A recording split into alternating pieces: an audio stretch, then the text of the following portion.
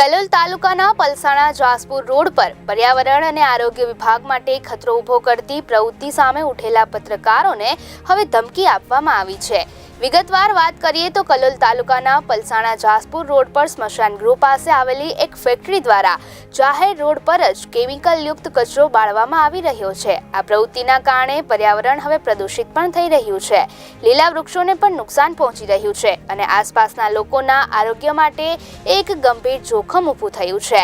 સામાન્ય નાગરિકોની ફરિયાદો છતાં હજુ સુધી કોઈ કાયદેસરની કાર્યવાહી નથી થઈ અને જ્યારે સ્થાનિક પત્રકારે આ ઘટનાનો વિડીયો બનાવ્યો ત્યારે ફેક્ટરી માલિક દ્વારા તેમને ધમકીઓ આપવામાં આવી। વધુમાં પત્રકારો જે લોકો માટે અવાજ ઉઠાવે છે, આજે તેઓ જ અસુરક્ષિત મહેસૂસ કરી રહ્યા છે।